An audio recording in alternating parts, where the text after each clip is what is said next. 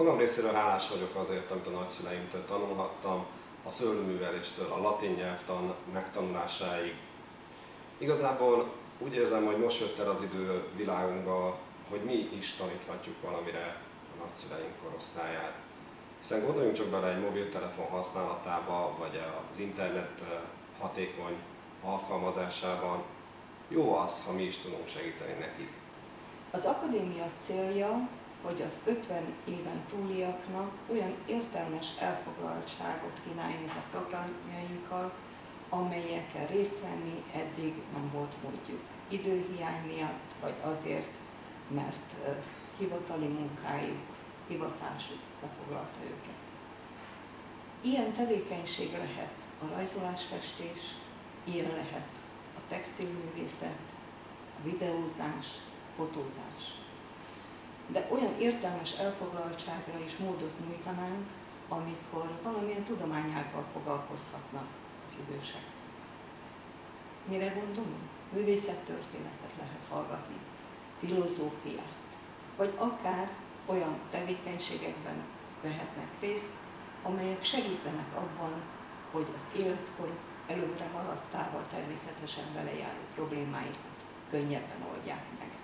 Konfliktuskezelés, az idősödéssel vele járó pszichológiai történések megértése, vagy akár az életmódváltással bekövetkező egyéb új helyzetek. De sok minden bele tartozik ebbe a programba, az épp testben épp lélek, szép testben szép lélek egyéves képzésünket ajánlanám mindenki figyelmébe, ahol az idősödés pszichológiájával foglalkozunk, ahol figyelmet fordítunk a divattörténetre, a hajviseletre, a sminkkészítést is a programjaink közé felvettük.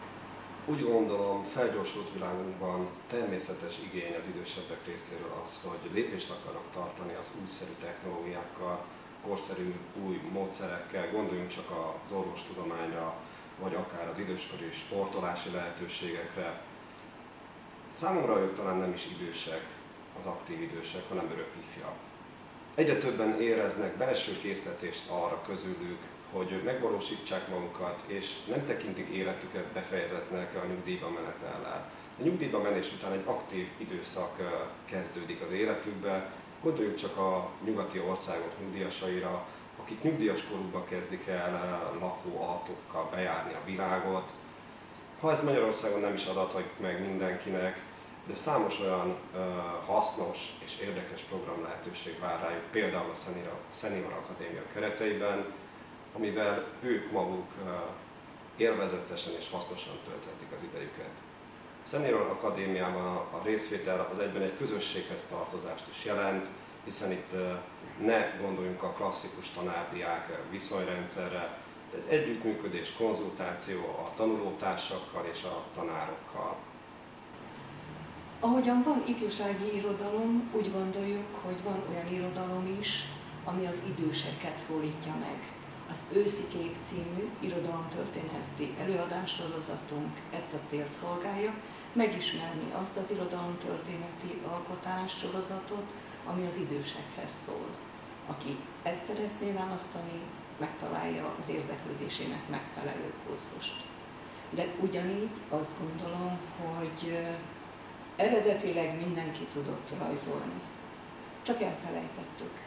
Minden, ami ezzel kapcsolatosan nem sikerült, hogy kibontásra kerüljön az életünk során, jöjjenek el, nézzék meg. A rajzolásfestés kurzusaink keretén belül újra lehet rajzolni, festeni, kifejezni önmagunkat, gondolatainkat, érzéseinket.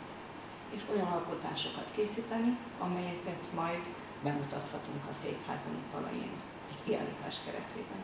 Programjaink a Nemzedékek Tudása tankönyvkiadó szakmai támogatásával valósulnak meg. Kérem, keressék honlapunkon őket, tájékozódjanak és jelentkezzenek valamelyik képzésünkre. Ígérhetjük, jól fogják érezni magukat.